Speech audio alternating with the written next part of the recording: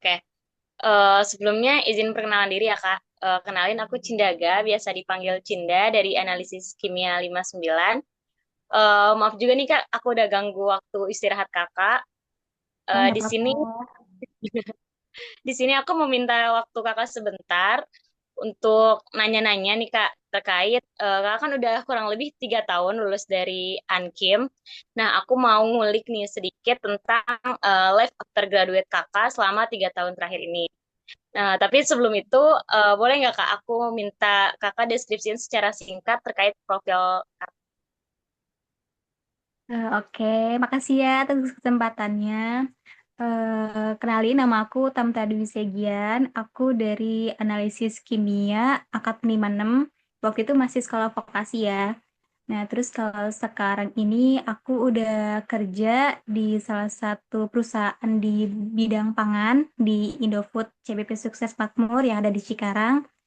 Dan kira-kira sih udah sekitar 2 tahunan sih ya di situ. Kira-kira gitu deh profil singkatnya. Oke, keren.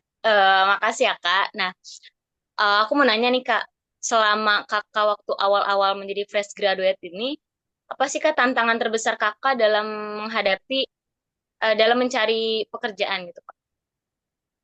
Kalau tantangan dari kita fresh graduate terus langsung mau cari kerja itu tantangannya lebih kayak ke ini sih ya. Kira-kira tuh kita belajar selama 3 sampai 4 tahun itu tuh skill kita tuh bisa laku nggak ya di luar sana gitu. Jadi tantangan itu lebih kayak gimana sih cara nge-brandingin diri kita ke perusahaan yang kita tuh apply. Ya, jadi biar kita tuh kayak tahu gitu loh dengan kemampuan kita tuh kira-kira tuh kita dilirik apa enggak gitu. Lebih ke Oke, situ sih kalau menurutku ya. oke. Sebelumnya aku mau nanya Kak, Kakak waktu di vokasi itu ikut organisasi atau enggak? Aku ikut, tapi ikut lebih ke semester 3-an gitu ya. Jadi pas di awal-awal malah nggak ikut apa-apa gitu, lebih kayak fokus kuliahnya gitu. Baru di semester 3 sampai semester 5 itu aku ikut organisasi. Oke, menurut Kakak, seberapa penting sih, seberapa besar peran dari networking atau jaringan dalam membantu Kakak mendapatkan pekerjaan? Menurut aku networking itu penting banget ya. Yang pertama sih kalau networking tuh kita bisa dapet dari organisasi tadi itu yang kita ikutin. Yang kita bisa kenal kakak tingkat atau dosen atau orang luar manapun. Jadi networking itu bisa bikin kita tuh tahu lebih luas nih. Dan juga kebanyakan networking itu kalau kita pas lagi kuliah itu networking kita tuh apa ya? Lebih luas pastinya kan daripada apa yang kita tahu gitu. Jadi kita bisa tahu tuh kayak misalnya kita punya networking kakak tingkat, apalagi kakak tingkatnya udah kerja, kita jadi tahu tuh kayak info-info kerjaan. Terus juga kalau kita pingin tanya-tanya soal kerjaan ke dia gitu, kita jadi tahu info lebih banyak gitu. Jadi menurut aku itu penting banget sih. Oke. Kalau waktu Kakak awal-awal masih fresh graduate nih Kak, kira-kira Kakak punya nggak sih strategi khusus yang Kakak gunain buat ningkatin Kakak diterima di pekerjaan yang Kakak daftarkan? Kalau strategi khusus sih lumayan gak ada sih ya.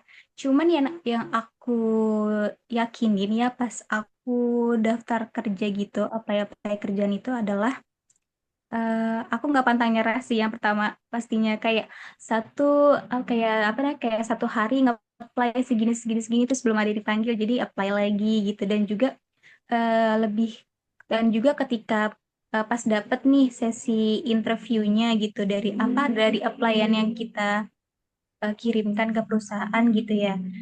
Strategi yang menurut aku kan tadi tuh nggak ada yang khusus strategi khusus gitu ya. Cuman pas kita tuh udah apa ya udah dipanggil kayak interview itu lebih kayak apa ya?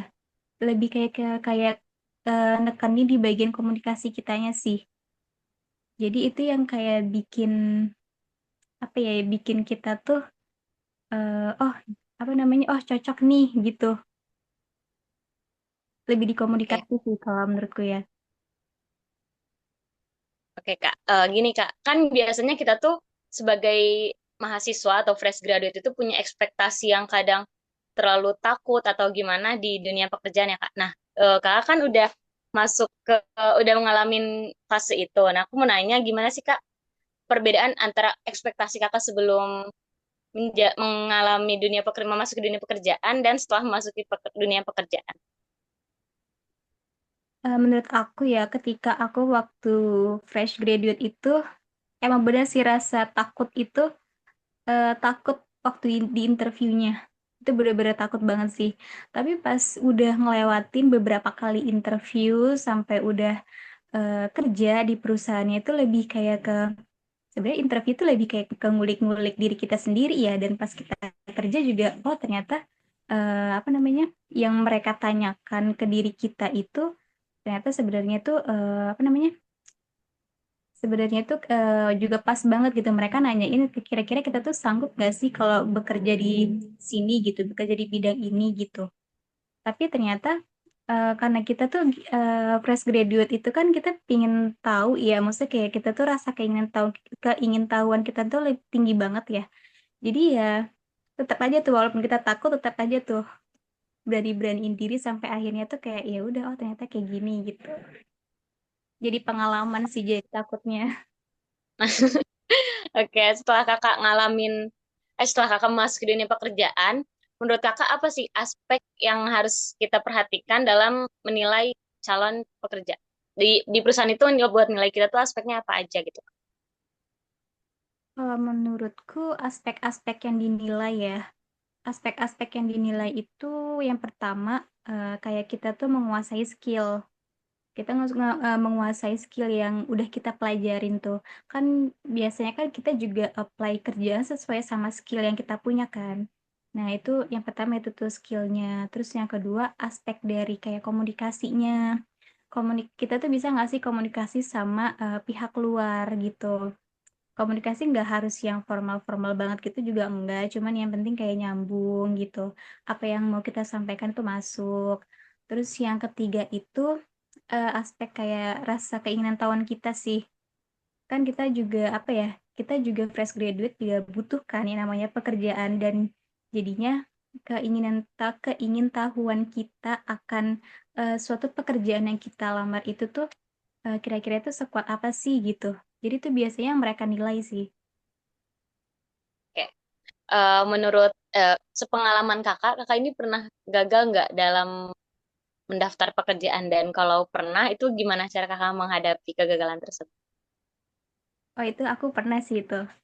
Jadi itu ceritanya waktu itu kayak aku juga punya networking relasi gitu ya dari dosen gitu, dan terus ditawarin tuh kayak ini ada lowongan di sini gitu. Akhirnya ya udah tuh aku apply kan sampai akhirnya masuk ke sesi interview, dan interview tuh emang momen yang paling gimana ya dijelasinnya ya, nano-nano deh pokoknya. Jadi kayak antara ngarepin sama ya udahlah ya gitu. Tapi ternyata ketika kita interview terus lancar-lancar aja, terus kita tunggu hasilnya, ternyata nggak dihubungin juga tuh. Nah, berarti kan kita nggak diterima gitu loh. Mungkin ada sesuatu yang kurang cocok, mungkin gitu ya. Dan aku ngalamin kayak gitu nggak sekali dua kali sih, sampai aku dapat pekerjaan yang sekarang gitu kan. Ya jadi kalau gagal kayak gitu ya udah kayak let it go aja, kayak lanjutin aja apply pekerjaan yang lainnya gitu sampai kamu dapat yang benar-benar udah nyaman nih di kamu gitu. Jangan pantang menyerah ya kak. Ya, itu sih emang kuncinya. Soalnya emang rezeki-rezekian juga emang. Hmm. Apalagi banyak kan ya kak lulusan analisis kimia ini sekarang bukan cuma dari vokasi aja, saingan kita pastinya Ya, benar. banyak banget dari luar. Nah, kakak kan sekarang udah 2 tahun ya kak kerja di industri pangan ini. Nah, gimana sih cara kakak menyesuaikan diri dengan tuntutan dunia kerja yang terus berkembang? Kalau untuk menyesuaikan diri, yang pertama itu menurutku, yang pertama itu kan aku sendiri dari lulusan analis kimia.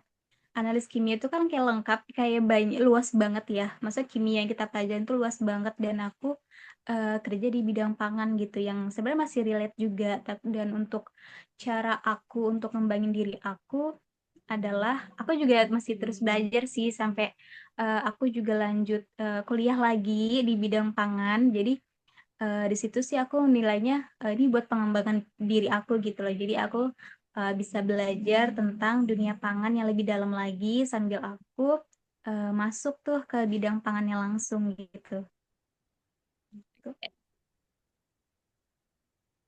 Menurut kakak pernah nggak ikut kayak sertifikasi atau pelatihan atau kursus kayak gitu?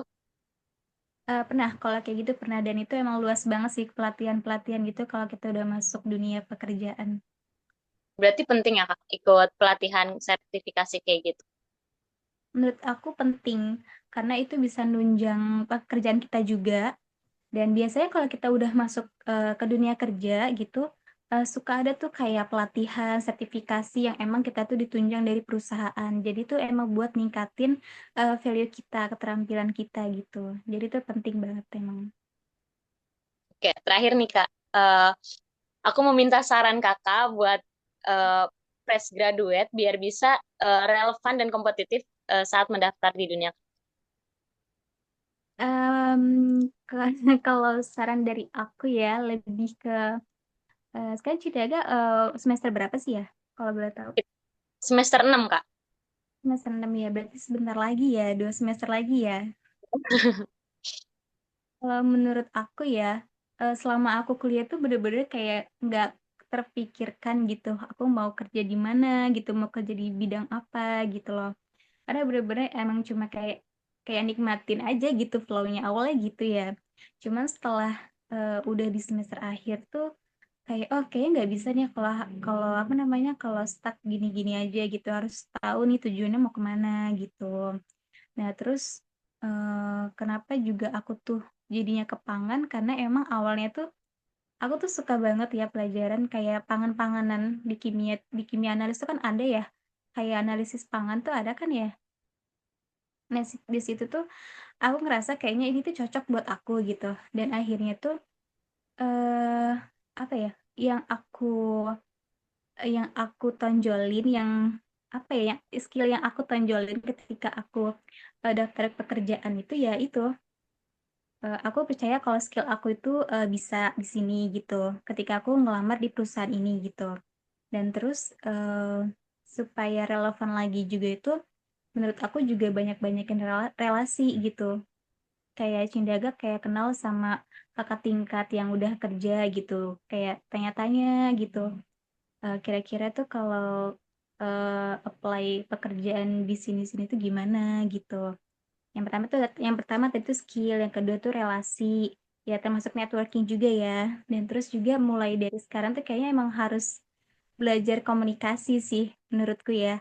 Jadi komunikasi tuh nggak harus formal sih, tapi komunikasi tuh kayak yang kita tuh tahu tuh kayak apa namanya kan kita emang tujuannya setelah lulus tuh mau kerja kan ya. Jadi kita tuh belajar kayak komunikasi kira-kira kalau kerja kalau kita mau lamar kerja itu biasanya apa aja sih yang ditanyain ketika kita interview gitu. Menurutku itu sih yang bisa dipersiapkan buat adik-adik tingkat. Oke kak, makasih banget nih kak sarannya. Berarti intinya kalau bisa tuh kita melamar pekerjaan di bidang yang kita sukai waktu kuliah gitu ya Benar, kak, biar benar. Jangan lebih. asal iya jangan asal cari kerjaan intinya gitu ya. Menurutku gitu. Oke kak, makasih banyak ya kak ini saran-saran dan masukannya. Sangat membantu insya Allah kita dalam mencari pekerjaan nantinya. Maaf juga ada ganggu waktunya ya kak. Makasih Amin, banyak makasih kak sukses Kanta. selalu ya. Sukses selalu kak. Ya, makasih. Assalamualaikum. Waalaikumsalam.